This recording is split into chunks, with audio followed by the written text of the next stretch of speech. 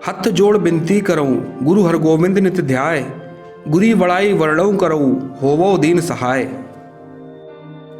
कहते हैं कि वक्त हमेशा अपने साथ संघर्ष लाता और ले जाता है, पर संघर्ष के दौर में जो सत्य के मार्ग पर चलकर संघर्ष करते हैं, विजय श्री हमेशा उनकी ही होती है। ठीक इसी प्रकार सिखों के छठवें गुरु श्री हरगोविंद सिंह जी और गुरुद्वारा दाता बंदी छोड़ साहिब के सफ़र का एक अनोखा इतिहास रहा है, जो कि आज के इस वीडियो में हम जानेंगे। तो दोस्तों, स्वागत है आप सबका एक बार फिर मेरे YouTube चैनल पर।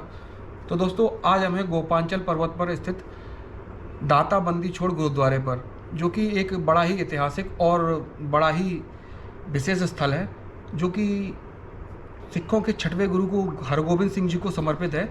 तो दोस्तों, आइए इस गुरुद्वारे के बारे में जानते हैं सुखबीर भाई से, जो यहीं पर रहते हैं। और वाहिगुरु जी का खालसा, वाहिगुरु जी की फतेह। ये स्थान गुरुद्वारा दाता बंदी छोड़ साहिब, इस स्थान पे सिखों के छठवें गुरु हरगोविंद साहब जी ने 2 साल 3 महीने समय इस स्थान पर व्यतीत किया। उनके आने का यहाँ पर कारण क्या था? मुख्य तौर पर कारण माना जाता है क्योंकि उस समय दिल्ली के तख्त पर जहांगीर बादशाह का राज था।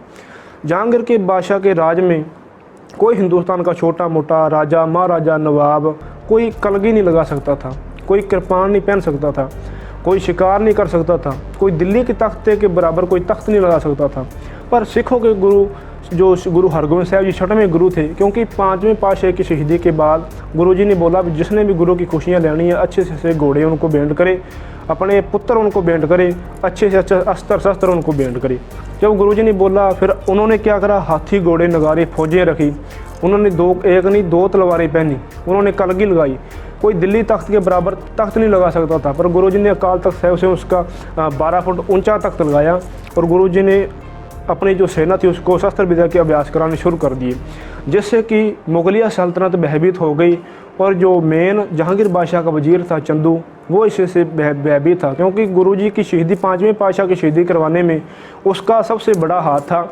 उसको पता लग गया अगर गुरुजी ने इतनी बड़ी फौज, इतनी बड़ी सेना इकट्ठी कर ली है तो गुरुजी मेरे से अपने पिताजी का बदला, 5वें पातशाह का बदला जरूर लेंगे। उसने किसी तरीके से जहांगीर बादशाह के कान भर दिए, उनके पास किसी तरीके से नजूमों को भेजा, या मान लो अपने जो उस समय उसके सलाहकार थे मेन उसके दरबार में रखते थे, क्योंकि बादशाह थे थोड़े भयभीत होते थे, डरते थे, वो अपने पास सलाहकार रखते, ज्योतिषी रखते थे, उनको भेजा सिखाकर, क्योंकि उनको इनका इतना लालच दे दिया भी मैं आपको इतने पैसे इतनी मुद्रा दूंगा, आप जहांगीर का बादशाह को बोलो भी आप पर बहुत भारी साढ़ सती आने वाली है। उसी तरह उन्होंने जाकर जहांगीर बादशाह से बोला भी बादशाह तेरे ऊपर बड़ी 60 सती आने वाली है, 60 सती तेरे पर टूटने वाली है। तो जहांगीर बादशाह ने बोला इसका कोई उपाय बताओ। तो उन्होंने बोला सिखों के 6वें गुरु हरगोविंद साहब जी, वो सिखों के गुरु हैं, वो इस समय गुरु नानक साहब महाराज की 6वीं जोत है, उनसे बड़ा कोई गुरु नहीं है। अगर वो 40 दिन के लिए आके ग्वालियर के किले में आपके लिए भजन बंदगी तब करे तो आपकी 60 सती है जो वो टल सकती है। तो जहांगीर ने बोला भी ग्वालियर का किला ही क्यों, मेरा राजबाग तो बहुत लंबा चौड़ा है, बड़ा है।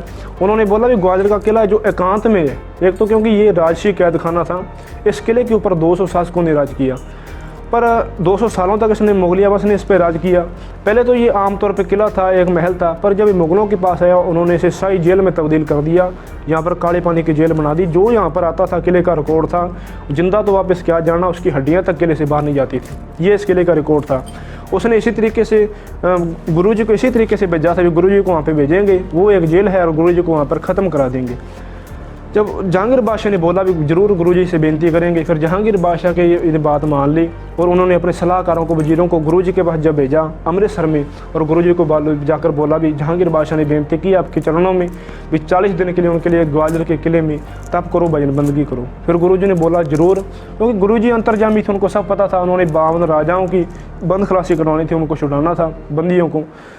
फिर गुरुजी ने बोला भी हम जरूर आएंगे। फिर गुरुजी अमृतसर से अपने साथ में सिखों को लेकर उनके साथ संगत आई और गुरुजी दिल्ली की तरफ रवाना हुए। गुरुजी ने आकर दिल्ली में मजनू के टिल्ले वहाँ पर पड़ाव किया, वहाँ पर रुके, वहाँ पर जहांगीर बादशाह के से मिलने आया और गुरुजी वहाँ से होते हुए धौलपुर गए। क्योंकि धौलपुर गए, धौलपुर जाकर आगरे भी गुरुजी रुके, धौलपुर गए, धौलपुर जाकर एक शिकार का शिकार किया जहाँ पर आज मचकुंड गुरुद्वारा शेर साहिब शिकार स्थापित है। बहुत बड़ा भयानक 14 फुट का शेर था, गुरुजी ने वहाँ पर उसका उद्धार किया। और वहाँ से होते आए जहांगीर बादशाह वहाँ से वापस चला गया दिल्ली, और गुरुजी फिर ग्वालियर के किले में आए। जब गुरुजी यहाँ पर आए तो यहाँ का जो दरोगा था हरिदास दरोगा, वो चंदू का बहनोई था, उनकी आपस में रिश्तेदारी थी। जब यहाँ पर आया तो गुरुजी को, क्योंकि उसने गुरुजी की महिमा पहले भी सुनी थी पर उनको देखा नहीं था, गुरुजी को लेने के लिए गया। जब नीचे से गुरुजी को लेके आया, उनका अदब सत्कार किया। गुरुजी इस स्थान पे आके ठहरे जिस स्थान पे गुरुद्वारा दाता बंदी छोड़ साहिब स्थापित है। इस स्थान पर जब गुरुजी आए, आके गुरुजी ने यहाँ पे विश्राम किया, कुछ समय यहाँ पर व्यतीत किया। फिर आकर गुरुजी ने, क्योंकि 2 दिन तक गुरुजी ने भोजन नहीं खाया, भोजन पानी नहीं छका, साथ के सिखों ने पूछा भी गुरुजी आपने कुछ भोजन नहीं खाया, तो उन्होंने बोला भी इस जहांगीर बादशाह की हराम की कमाई का हमने प्रसादा पानी नहीं छकना, ये इनकी मेहनत की कमाई नहीं है, गरीबों का खून नोच के माए इसने पैसा इकट्ठे किए हैं। वो सिखों ने पूछा भी क्या किया जाए। उन्होंने फिर सोल्यूशन निकाला, हरिदास दोगा से परमिशन मांगी हमारे में से, क्योंकि 5 सिख गुरुजी के साथ में आए थे। उसमें से जो 5 सिख आए थे, वो 5 सिखों में से ये 5 सिख वही थे जो 5वें पातशाह के साथ लाहौर गए थे। सिखों ने बोला भी हम 3 सिख नीचे जाएं, जहांगीर बादशाह को जहाँ पे इंचार्ज था हरिदास दरोगा, उससे परमिशन मांगी, हम नीचे जाके पहाड़ी से वहाँ पे मैं तो मजदूरी करेंगे। लोहारों के दुकानों पे सारी दाढ़ी लोहा पीटते थे और जंगल में जाके लकड़ियाँ काट के, चारों ओर जंगल था, लकड़ियाँ काट के शहर में बेचते थे। उसका जो भोजन पानी तैयार होता था, खाना तैयार होता था, जितनी उसकी माया बनती थी वो लाकर यहाँ पे गुरुजी को देते थे, और उसका प्रसादा पानी तैयार करके गुरु हरगोबिंद साहब जी को शिकाया करते थे, बाबा बिधि चंद साहब जी। धीरे धीरे समय बीता गया। कुछ दिनों बाद जब गुरुजी टहलते टहलते महलों की तरफ गए और वहाँ पर जाके देखा जो आपने 82 खंबा बावड़ी जिसको बोलते हैं, वैसे तो वो 82 खंबे हैं, उसके साथ में एक कुआं बना हुआ है, पर उसके साथ 52 राजा कहे थे, वो बांध उनको बेड़ियाँ लगाकर, हथकड़ियाँ लगाकर उनके साथ बांध के रखा जाता था, इसलिए उनको 52 खंबा बोला जाता है। गुरुजी वहाँ पर गए, उनके हालात देखे, गुरुजी ने देखा भी ये कौन है। साथ वालों ने बताया गुरुजी ये 52 राजपूत राजा हैं जिनको जहांगीर बादशाह के द्वारा यहाँ पर कैद किया गया। गुरुजी ने उनके हालात देखे, इतने नाजुक हालात थे, उनके गले में बोरियां डाली हुई थी, गर्मियों के दिन थे, सरों में कईयों के जुएँ पड़ी हुई थी, जटाएँ बंधी हुई थी, कईयों के सिर में कीड़े पड़े थे, उनको खाने में नहीं कुछ दिया जाता था, दीवारों से टक्करें मार रहे थे। गुरुजी हमको ऐसी ज़िंदगी से मौत अच्छी है, क्योंकि उनको जहर जो साथ में कुआं बनाया, उस कुएं के अंदर पानी डालकर उसमें स्नो भोजन कच्चा जहर मिला के उनको दिया जाता था। जहर ले लेके मरने के कगार पे थे, कच्चा जहर, क्योंकि वही पानी उसमें खाने में और वही नहाने में यूज कराया जाता था। गुरुजी ने बोला भाई आपको मौत नहीं देनी, आपको यहाँ से भी आज़ाद कराएंगे और दरगाह से भी आपको आज़ाद करवाएंगे। जब ये बोला और गुरुजी ने बोला भी हरिदास दरोगे को यहाँ पर बुलाओ, हरिदास दरोगा वहाँ पे गया। गुरुजी ने बोला भी इनको बांध के क्यों रखा है, इनको खुले छोड़ दो। वो उसने हाथ जोड़ के बोला भी गुरुजी मैं आपका बहुत अदब सत्कार करता हूँ पर इनको मैं खुले नहीं छोड़ सकता, जहांगीर बादशाह का हुक्म नहीं है। गुरुजी ने बोला भी इनको खुले छोड़ दो, ये यहाँ पे विचरेंगे। उसने फिर बोला भी ये कहीं पे भाग ना जाए, जहांगीर बादशाह का इस पर बड़ा खर्च हुआ है, बड़ी सेना इसकी मर गई है, इनको पकड़ने में शाही खाने खजानी हो गए, इसको मैं खाली छोड़ नहीं सकता। गुरुजी ने बोला भी इस बात की गारंटी हम लेते हैं भी किले से बाहर कहीं नहीं जाएंगे, इनको छोड़ दो। गुरुजी के कहने पे उन्होंने खुले छोड़ दिया और यहाँ पे वो गुरुजी के पास रहे। जिस समय गुरुद्वारा साहिब के नीचे जो अंडरग्राउंड थड़ा साहिब बना हुआ है, उस स्थान पर बैठ के गुरुजी उन 52 राजाओं को और 400 आम कैदी जिनसे मेहनत मजदूरी करवाई जाती थी उनको यहाँ पे उपदेश कराया करते थे। गुरुजी के लिए जो बता आता था, क्योंकि जहांगीर बादशाह जब यहाँ पर आया था, गुरुजी को यहाँ पर भेजा था, तो जहांगीर बादशाह ने बोला था भी गुरुजी का खास ख्याल रखा जाए। बाकायदा 500 स्वर्ण मुद्रा गुरुजी के यहाँ पर लगा के भेजी थी भी इनका शाही खाना, शाही रहन सहन इनको दिया जाए, शाही पोशाकें इनको दी जाए, पर गुरुजी ने लेने से उनका पैसा लेने से इनकार कर दिया। फिर गुरुजी ने जब वो पैसा मंगवाया भी हमारा, वो जो उसने 500 मोहर लगाई थी वो लेके आए और उनको बोला इस मोहर का अच्छा से अच्छा प्रसादा पानी भोजन तैयार करके, अच्छी पोशाकें तैयार करके 52 राजाओं को दी जाए, इनको राजा महाराजाओं की तरह रखा जाए। धीरे धीरे समय बीता गया, गुरुजी उनको उपदेश करते गए, यहाँ पर गुरुजी उनको उपदेश देते थे, कथा कीर्तन होता था, धीरे धीरे उनका मन बदलता गया। समय समय पर बाबा बुड्ढा साहब जी और भाई गुरदास जी अमृतसर से संगतों को लेकर पैदल चल के यहाँ पे आते थे, 1 महीने बाद यहाँ पे आते थे। हुकूमत के द्वारा, मुगलिया हुकूमत के द्वारा किले के ऊपर आने की परमिशन नहीं थी, जाता नहीं थी। नीचे से किले की परिक्रमा करके 11 किलोमीटर में गुरुजी को वहाँ से नतमस्तक होकर किले से वापस नीचे अमृतसर की तरफ रवाना हो जाते थे। 5 बार यहाँ पे आए हैं। जब 5वीं बार यहाँ पे आए तो हरिदास दरोगे को पता लगा भी भाई बाबा बुड्ढा साहब की गुरुद्वारे में उनका भी स्थान क्या है गुरुघर में। उनको बोला, फिर उन्होंने बोल दिया भी बाबा बुड्ढा साहब को भाई गुरदास जी को ऊपर आने दिया जाए। जो वो सिख गुरुजी के श्रद्धालु थे वो ऊपर आए, आकर गुरुजी को मिले, उन्होंने बोला भी गुरुजी आपको लेने के लिए हम आए हैं, हमको अमृतसर से माता गंगा जी ने भेजा है। तो गुरुजी ने बोला भी समय आने पर हम अपने आप अमृतसर आ जाएंगे, आज के बाद यहाँ पर हमने को लेने के लिए संगत यहाँ पे ना आए, ये हमारी बेनती है। गुरुजी ने बोला, उन्होंने 7 वचन कह दिया आज के बाद हम नहीं आएंगे। जाते जाते उनके साथ गुरुजी के साथ जो सिख थे भाई जेठा जी, उनको बोल के गए भी कोई करामात दिखाओ, ये संगतें बड़ी उतावली है गुरु महाराज के दर्शनों के लिए, गुरुजी को यहाँ के छुड़ाना जरूरी है। तो उनके कहने पर इतिहास में जिक्र आता है भी भाई जेठा जी और बाबा बिगड़ चंद जी शेर बनकर जहांगीर बादशाह की छाती पे जाकर रात को चढ़ते थे। उसको भयभीत होता था, डर लगता था, स्वप्न आता था। जब आंखें खुलती थी गुरुजी महाराज को याद करता था तो पलंग से नीचे गिरता था और शेर गायब हो जाता था।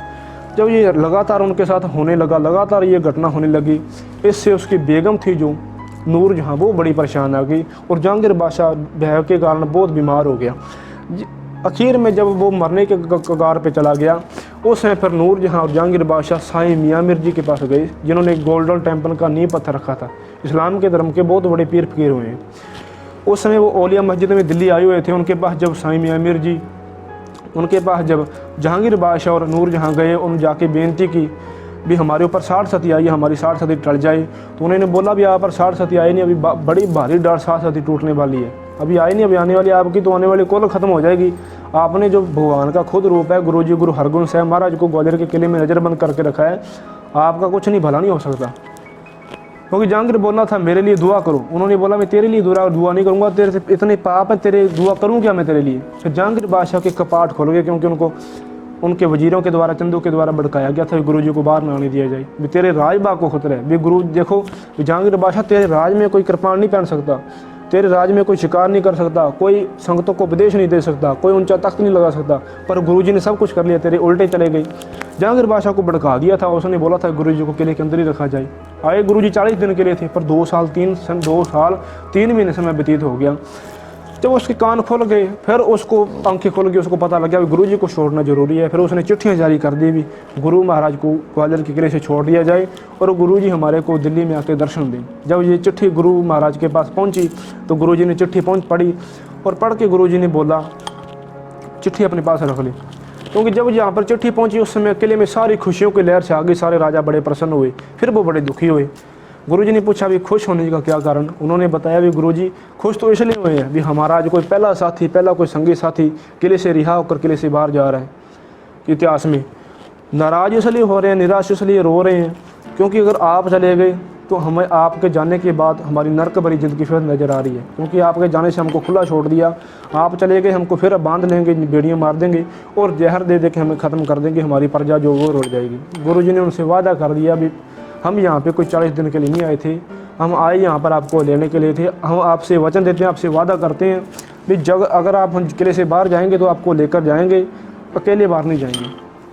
अपनी तरफ से गुरुजी ने जहांगीर बादशाह को चिट्ठी लिख दी भी जहांगीर बादशाह हम यहाँ पर आए तेरी मर्जी से थे, जाएंगे हम यहाँ से अपनी मर्जी से, और जाएंगे तो 52 राजा को साथ में लेकर जाएंगे, अकेले यहाँ से नहीं जाएंगे। उसके लिए बड़ी बड़ी चुनौती खड़ी हो गई। जब ये चिट्ठी जहांगीर बादशाह के पास पहुंची, उसने पढ़ी तो जहांगीर बादशाह ने बोला, क्योंकि उस लिए तो बहुत मुसीबत खड़ी हो गई, वो चंदू पे बड़ा नाराज़ हुआ। उसने बोला भी चंदू के कारण गुरुजी किले में गए हैं, ये तो बहुत बड़ी समस्या होगी। गुरुजी को छोड़ने के लिए तैयार था पर 52 राजाओं को नहीं छोड़ सकता था।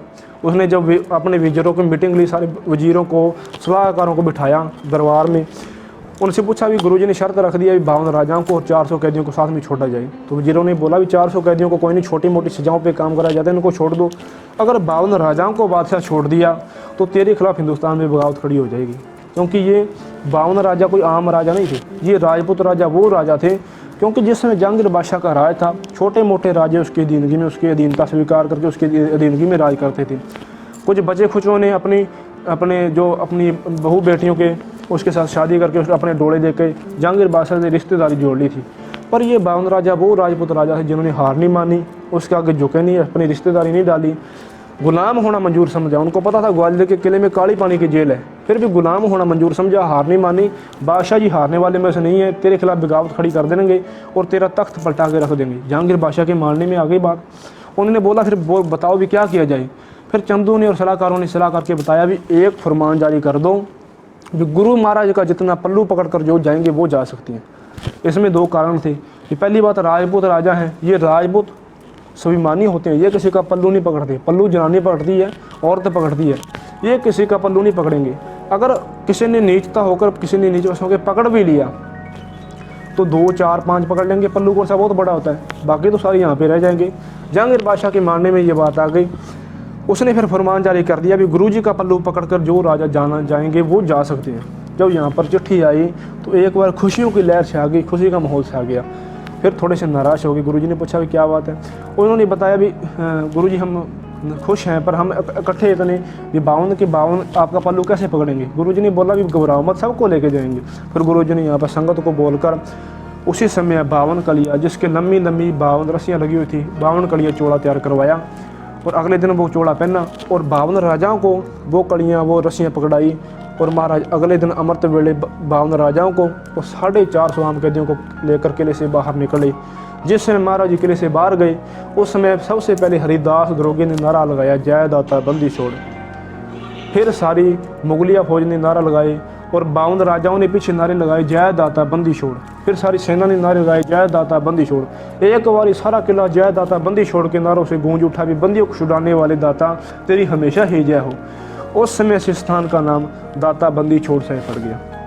गुरुजी जिस समय नीचे गए, नीचे होते हुए गुरुजी कुछ समय बाद क्योंकि हरिदास दरोगा किला खाली हो गया, हरिदास दरोगे ने बोला महाराज मेरे लिए क्या हुक्म है। गुरुजी ने बोला भी ये राजाओं को लेकर दिल्ली पहुंचो, महीनों के टेल हम आपको वहाँ पर आके मिलते हैं। नीचे सन्यासी साधुओं का गढ़ था, उन्होंने गुरुजी को बेनती की रात रुकने के लिए। गुरुजी नीचे पहाड़ी से उन सन्यासी साधुओं के पास रुक गए।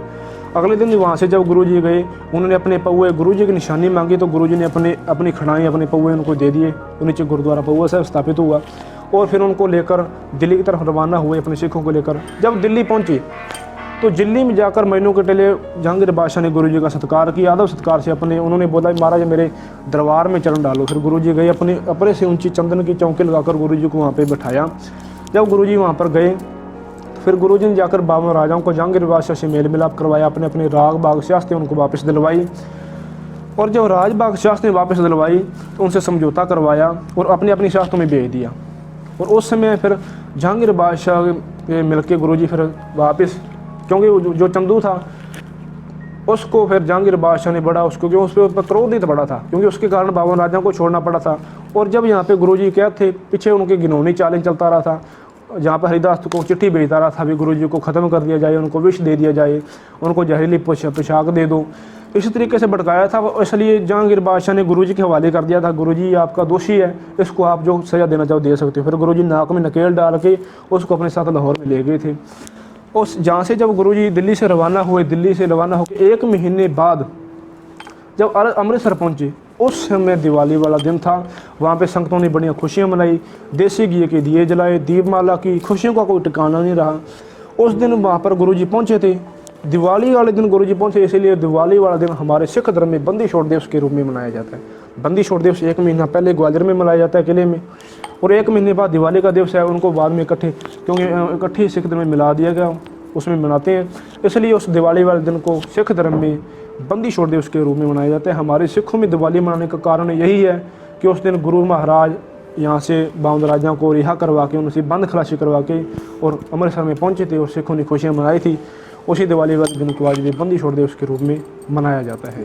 उस समय जिस समय गुरुजी यहाँ से पहुँचे थे किला सारा खाली हो गया। गुरुजी यहाँ से 1920 में गए, 1620 में गए थे यहाँ से। 1620 से लेकर क्योंकि उसके बाद तोमर वंश का राज आ गया, उसके बाद अंग्रेज़ों का राज आ गया। अंग्रेज़ों के बाद देखो सिंधियों का राज भी यहाँ पे रहा। अंग्रेज़ों के राज के बाद 1947 में जब पाकिस्तान और भारत की जब बंड हो गई उस समय ये किला जो आर्कियोलॉजी डिपार्टमेंट के पास चला गया, सेंट्रल गवर्नमेंट के पास चला गया। 1960 तक यहाँ पर कोई स्थान नहीं था। 1960 में सरदार बलदेव सिंह कलेक्टर यहाँ पर आए, उन्होंने आके देखा, क्योंकि उनके कोई पुत्र नहीं था, उन्होंने आके देखा, किले के ऊपर आए, आके यहाँ पे दर्शन किए और दर्शन करके यहाँ पे अपने साथियों से, क्योंकि कलेक्टर थे उनके पास फोर्स थी, उनसे जब पूछा यहाँ पे कोई सिख टेम्पल है तो उन्होंने बताया भी सिख टेम्पल यहाँ पे कोई नहीं है। उनके मन में बड़ा आया भी गुरुजी का इतना बड़ा इतिहास यहाँ पे है, गुरुजी यहाँ पे आए, कोई सिख टेम्पल नहीं है। उसने जब आके देखा, जिस समय जो आप गुरुद्वारा साहब के नीचे जो थड़ा साहब देखती हो वो पुरातन एक अकेला थड़ा साहब था। यहाँ पर जब आया आके उसने देखा तो क्या देखा भी उस थड़े के पास एक फ़कीर है, फ़कीर ने देसी घिया का दिया जला के और वहाँ पे बैठा है सफाई करके। जब बलदेव सिंह कलेक्टर ने उससे पूछा भी आप कौन हो, उसने बताया भी गुरुजी जिस समय यहाँ पे रहते थे उस समय हमारे पूर्वज यहाँ पे साफ सफाई करते थे, स्थान की देखभाल करते थे और देसी घी का दिया जलाते थे। उनकी 9वीं पीढ़ी में से आज मैं हूँ और उसी तरह यहाँ पे देसी घी का दिया जलाता हूँ, यहाँ पे सफाई करता हूँ। जब बलदेव सिंह कलेक्टर ने सुना और सुन के उनके मन में विराग आ गया, आंखों में पानी आ गया भी गुरुजी आपने 2 साल 3 महीने समय यहाँ पे व्यतीत किया और आपके स्थान की इतनी खासा हाल। तो उसने फिर हाथ जोड़ के विनती की, हे सच्चे पातशाह गुरु हरगोबिंद साहब महाराज जी हो, भी कृपा करो, मेरे कोई घर में पुत्र की दात नहीं है, मेरे निथामे की जोड़ी में पुत्र की दात, बच्चे की दात दो और आपके स्थान की सेवा जो वो मेरी जोड़ी में डालो। कुछ समय बाद को उसके कुख को भाग लगे और उनके घर में पुत्र का जन्म हो गया। उसकी खुशी का कोई ठिकाना नहीं रहा। उसने फिर बोला भी मैं यहाँ पे स्थान बनवाना चाहता हूँ। फिर उस समय क्योंकि वहाँ पे सिखों की गिनती बहुत कम थी, उस समय सरदार इंद्रजीत सिंह जो पंजाब और सिंध बैंक के चेयरमैन हुए, उस समय यहाँ पे यूको बैंक में मैनेजर थे। उनके पास जब गए, उनको जाके मिला, उनको बताया भी सिखों का स्थान है, वहाँ पे वो हमारा स्थान है, वो स्थान प्रकट करना है। तो सरदार इंद्रजीत सिंह ने बोला भी हमारी भी बड़ी मनोकामना है, हमारी भी इच्छा है हम स्थान को प्रकट करें, पर आर्कोलॉजिकल जो पुरातन विभाग जो डिपार्टमेंट है वो वहाँ पे एक ईंट भी लगा नहीं देता, क्योंकि ये 1500 साल पुरानी बिल्डिंग है। इनके 200 मीटर के एरिया में हम कोई नई बिल्डिंग खड़ी नहीं कर सकते। वो वहाँ पे एक ईंट नहीं लगा देता, स्थान कैसे बनेगा। तो उन्होंने बोला भी मेरे पास परमिशन है, मैं मौके का कलेक्टर हूँ, आपको मैं लीज पे जगह 100 साल के लिए दे सकता हूँ। अगर आप यहाँ पे लिख के ले आओ भी सिखों का स्थान है, यहाँ पे गुरुजी रहे हैं, जिक्र लेके आओ, नीचे जो गुरुद्वारा फूलबाग साहब है उसका लेटर पैड लेके लिख के आओ। उसमें फिर उन्होंने सारी संगत ने उपराला किया, जो पतवंते सज्जन थे, जो मेन आदमी थे, उन्होंने यहाँ पे ले गुरुजी का इतिहास लेके आए और गुरुद्वारा फूलबाग साहब का लेटर पैड लेके आए। और जब यहाँ पे आके लेटर पैड दिया तो उस समय क्योंकि 1962 में सरदार बलदेव सिंह कलेक्टर ने 2 बीघे 3 विस्वे जगह यहाँ पे लीज पे दे दी। लीज पे देने के बाद यहाँ पे सिखों का और धीरे धीरे आना शुरू हो गया। सिख आते आके थड़ा साहब के पास साफ सफाई करके नीचे चले जाते, धीरे धीरे गिनती बढ़ती गई। कुछ समय बाद उन्होंने सोचा भी इससे तो कोई स्थान बनेगा नहीं। उन्होंने क्योंकि गाँवों से उस समय लोग आते थे, गाँवों से शहरी थोड़े आते थे, उस समय अपने झोले पहनते थे। उन्होंने एक फिर इच्छा मन में जाहिर की, उन्होंने बोला भी क्यों ना ऐसे किया जाए, जो नीचे से आएंगे छुपा कर 2-2 4-4 ईंटें यहाँ पर लेके आएँ और जितनी भी ईंटें होंगी उसे यहाँ पे सेवा चालू करें। फिर वो समय बीतता गया, धीरे 2-4 सालों में इतनी ईंटें हो गई, क्योंकि वो अपने जोड़ों में छिपा के ईंटें लाते थे। 2-4 सालों में इतनी ईंटें 2-3 हज़ार ईंटें हो गई भी गोले कोठा बन सके। उन्होंने फिर रातों रात यहाँ पे 4-5 सिख रात को छुप कर यहाँ पे रह गए और उन्होंने थड़ा साहब के ऊपर छोटा सा एक कोठा तैयार कर दिया। कोठा बनाकर उसके ऊपर एक निशान, क्योंकि जंगल था, बाँस बांट कर वहाँ पे बाँस काट कर लगा दिया, उसके ऊपर एक केसरी निशान साहब लगा दिया और कोठी के ऊपर लिख दिया गुरुद्वारा दाता बंदी छोड़ साहिब। जब वो स्थान प्रकट हो गया, अगले दिन आर्कोलॉजी डिपार्टमेंट वालों को पता लगा तो उन्होंने विवाद खड़ा कर दिया, नोटिस जारी कर दिया भी आपने किससे परमिशन लेकर ये गुरुद्वारा साहब बनवा दिया। तो उस समय फिर ये जब स्थान बन गया, उन्होंने नोटिस जारी कर दिया। फिर 9 शर्तें उन्होंने एक रख दी भी यहाँ पर आज के बाद कोई 10 लोग इकट्ठे नहीं हो सकते, कोई यहाँ पे आग नहीं जला सकता, कोई यहाँ पे स्पीकर नहीं लगा सकता, किसी प्रकार का कोई यहाँ पे कोई कार्यक्रम नहीं कर सकता। धीरे धीरे समय बीतता गया, सिखों ने फिर भी यहाँ पर जोर डाल के संगति आती रही, समय बीतता गया। उस समय क्योंकि धीरे धीरे समय बीतने के बाद जो पुराने लोग यहाँ पे 1947 में आके 1919 में आके माधोराव सिंह एक समय यहाँ पे बैठे थे, वो फिर जानते थे भी गुरुद्वारा क्यों पंजाब में जो बाबा जी रहते हैं वो ऐतिहासिक स्थानों की सेवा कराते हैं। उस समय सारी संगत इकट्ठी होकर बाबा उत्तम सिंह जी के पास खड़ो वहाँ पे गई और उन्होंने यहाँ पे उनसे बेनती की, बाबा जी हमारे स्थान सिखों का स्थान है, तो गुरुजी बाबा जी भी जानते थे कि वहाँ पे आप आके सेवा लगाओ, उस स्थान को प्रकट करना है। फिर गुरुजी बाबा जी ने आके यहाँ पे बाबा उत्तम सिंह साहब जी ने यहाँ पे आके सेवा का 1968 में सेवा चालू की। यहाँ पे आके जब सेवा शुरू की उसमें टप लगाया, क्योंकि उसमें मुश्किलें बढ़ आई। सेवा जब शुरू करी, पुलिस ने आना बाल्टी, कई कांडियाँ उठा के ले जानी, कभी मिस्त्रियों को उठा के ले जाना, सेवादारों को उठा के, धीरे धीरे समय बीतता गया। उस समय प्रकाश चंद्र सेठी यहाँ के सीएम थे, उन्होंने बड़े सहयोग दिया। उन्होंने फिर बोला भी बाबा जी आप जितनी ऊंची चाहो बिल्डिंग बना सकते हो। फिर बाबा जी ने यहाँ पे सिर धीरे धीरे अरदास बेनती की, हे छठे पातशाह, हे गुरु हरगोबिंद साहब जी, आप सिखों को 6वें गुरु हो और 6 मंजिला यहाँ पे बिल्डिंग बनानी है, अब कृपा करो आप बनवा लो। इस सिखों सरकार 6 ईंटें नहीं लगाने देती। गुरु जी ने बाबा जी ने अरदास कर दी 6 मंजिला इमारत की। फिर धीरे धीरे संगतों के सहयोग से कार्य चलता गया। जब 5 मंजिले की बिल्डिंग खड़ी हो गई, सरकार ने नोटिस जारी कर दिया कि गुरुद्वारे की परली साइड तेली का मंदिर है, पता होगा आपको, इससे ऊंची बिल्डिंग नहीं बना सकते। गुरुजी ने बोला भी वो तो दुनियावी राजा, वो तो तेलनपा राजा का मंदिर है, ये दुनिया के पातशाह का मंदिर है, जहाँ पे हाजिर नाजिर पातशाह प्रकाश होने गुरु ग्रंथ साहब महाराज, ये तो स्थान बन के रहेगा। उन्होंने बोला बना नहीं सकते। फिर गुरुजी बोले इनको आप रोक के दिखा दो। फिर उस समय नीचे सर्किट भवन में प्रकाशन सेठी आया था, सारी संगत को लेकर बाबा जी वहाँ पे गए, इकट्ठे हो गए। वो घबरा गया। मुख्यमंत्री जब सीएम बाहर आया, उन्होंने बोला भी क्या बात है। गुरुजी ने बोला भी हमारा स्थान है। बाबा जी ने बोला कि हमको जो डिपार्टमेंट वाले हैं हमको पुलिस बनानी नहीं दे रही, प्रशासन वाले हमको तंग कर रहे हैं। उन्होंने बोला भी ऊपर आके देखूंगा। अगले दिन जब सीएम ऊपर आया, उसने बोला भी आपने 5 मंजिला बिल्डिंग खड़ी कर ली है और आप क्या चाहते हो। तो फिर गुरुजी बाबा जी ने बोला भी हमको 6 मंजिले बिल्डिंग बनानी है, अभी तो गुंबज लगाने हैं, सोने का कलश लगाना है, स्थान बड़ा बड़ा बढ़ेगा। उसने बोला फिर क्योंकि उसने बोला भी आज से गुरुजी जो बाबा जी ने बनाया वो किया कराया माफ़, जितनी ऊंची बिल्डिंग चाहे बना सकते हैं। फिर बाबा जी ने 6 मंजिल का बिल्डिंग बनाई, सबसे बड़ा गुंबज लगाया। आखिर में क्योंकि सोना लगाने से इनकार कर दिया, अभी आप यहाँ पे गोल्ड नहीं लगा सकते। बाबा जी ने बोला ऐसे कैसे भी गोल्ड ना लगाएं। उन्होंने बोला भी गोल्ड लगाओगे, राजा महाराजाओं ने यहाँ पे, उन्होंने बड़े बड़े राजा हो गए, उन्होंने महलों पर सोना लगाया, आप कैसे लगा दोगे। गुरुजी ने बोला भी पातशाह का स्थान है, गुरु हरगोबिंद साहब महाराज का स्थान है, यहाँ पे सोना लगेगा। फिर उन्होंने बोला भी इतना बड़ा गुंबज लगवाऊंगा, सबसे ऊंचा। उस समय फिर बाबा जी ने सबसे ऊंचा 25 फुट का कलश सोने का यहाँ पर तैयार करके लगवाया। हिंदुस्तान का सबसे ऊंचा कलश जो गुरुद्वारा दाता बंदी छोड़ से लगा हुआ है। इसी तरह आज भी संगतों के सहयोग से, बाबा जी के सहयोग से, और यहाँ पर जो मौजूदा मुखी बाबा सेवा सिंह साहब जी कार सेवा खडूर साहब वाली महापुरुष, वो यहाँ पे सेवा करा रहे हैं। आज भी संगतों के सहयोग से यहाँ पे जो स्थान है इसकी सेवा निरंतर जारी है। आज भी बड़ी मुश्किलें आ रही है, पर संगतों का सहयोग है, आप जैसे सज्जनों का सहयोग है, जिसके कारण गुरु के लंगर, गुरु के दीवान हाल, गुरु का दरबार ये सदा सदा ही बाल रहेंगे। गुरु का लंगर है, आपने देखा होगा 24 घंटे यहाँ पे लंगर चलता है। रहने के लिए सराय बनाई गई है, यहाँ पे यात्रु आके 1 दिन के लिए 2 दिन के लिए रात रुकते हैं। कोई किसी प्रकार का किराया नहीं है, क्योंकि गुरु के स्थान है, संगतों के सहयोग से बने और संगतें यहाँ के यूज करती है, उनका स्थान है। यहाँ पे कोई मालिक नहीं है, गुरु जी का स्थान है, गुरु हरगोबिंद साहब का। संगतों से विनती करेंगे यहाँ पर आओ, दर्शन करने के लिए आओ, गुरु साहब के दर्शन करो और यहाँ पे दर्शन करके प्रसाद पानी लंगर पानी छक के इतिहास की जानकारी लेके और तन मन से सेवा करके, धन से सेवा करके और गुरु जी की खुशियाँ प्राप्त करो जी। वाहिगुरु जी का खालसा, वाहिगुरु जी की फतेह। तो दोस्तों आशा करता हूँ कि वीडियो आपको काफ़ी पसंद आया होगा। इस तरह के और वीडियो देखने के लिए सब्सक्राइब करें हमारे YouTube चैनल ट्रैवल विद को। तो दोस्तों फिर मिलते हैं एक नई जगह और एक नए वीडियो के साथ।